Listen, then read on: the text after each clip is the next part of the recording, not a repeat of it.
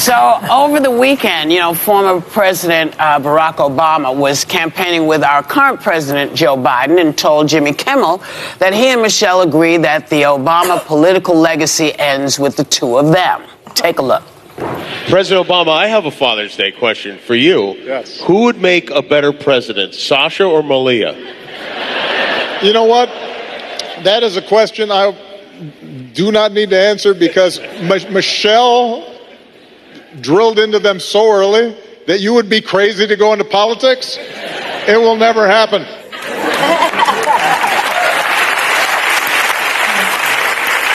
So, as funny as that is, it's also really sad. Yeah. Because does that mean that politics have gotten so nasty that young people won't want to go into it? It is nasty. I miss Obama, though. When I see him, I want him back. Yeah. He just makes you smile. I love him. He was such a good president, but I think that, the Kennedys have a legacy. They have that whole generation of guys. Yeah. Well, so look what happened with the latest, RFK Jr. Poor guy has a worm in his brain. Which is a problem if you're going to run the country. But the thing of the Obama, and they were subject, the Kennedys are all subject to the same kind of vitriol that any other president was. But with the Obamas, on top of that, you have racism coming at them. And these kids remember when Melania and Trump said that he was a birther. Yeah. That whole lie that went around that said that Obama wasn't born in this country. So I don't think that they want to subject their kids to such nonsense. Well, I agree with that. And I think a lot of black mothers especially would be nervous about their children getting into politics because of the racial bias that still exists in this country, the societal bias, the structural racism that still exists in this country, even though people think that that's not true. But, we need less influencers, young influencers, and more leaders. We do. We need fresh blood. We need young people that are unafraid to give their unvarnished opinions and not be as concerned about their brands and as concerned about what other people will think and getting reelected and stand on the right side of history for a change. And I think we have not taught them how to do that. Yeah. We haven't. There are many young people willing to do it. We've seen college protests everywhere. We have not taught young people how to stand for stuff. They're learning. Yeah. But this is not something, we were forced to do it because our brothers and sisters or uncles and cousins were forced to be thrown into wars. They were thrown into stuff. Women wanted the opportunity to go to school. There were things we were fighting for. But they're for fighting the right for things now, and their places are being squashed. But what you're saying, I don't know that that's true. I think a lot of the problem is because people keep saying, where are the grown-ups talking about us? Yeah. And I say, we've done this. We've been doing it. We're waiting for y'all to come and play. Go ahead. Sorry, go ahead. No, I was going to say that I love what you're saying about leaders versus influencers and not worrying about brands and having a voice. I think seeing what I see in the world and the way politics has chased out so many good politicians. The reason the Obamas sit here and everyone's like, Michelle, run, do this. They're like, we're good. We did everything we could for this country and we're out. So as a parent, I think I go in and I want a leader. I'd much rather see a leader on a local level or some other career where you could make arguments, you could be heard, you could have a voice and opinion. Which is what you're talking about. But not. Looking at the women in the view, talking about Obama had they come together with President Biden and they were all talking and they had an interview. So Obama was being asked that between the two daughters, which one is going to make the best president?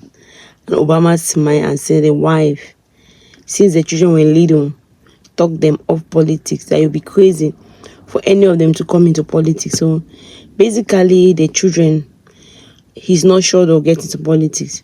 They are going to, maybe they might change when they get older. They're still in their 20s. You never know, they might change in their 30s or even 40s. But for now, they are not. So the women in the view had their own opinion about that. They say that it's a sad thing because someone like Joe Boyer saying, I miss President Barack Obama. I wish they could still come back.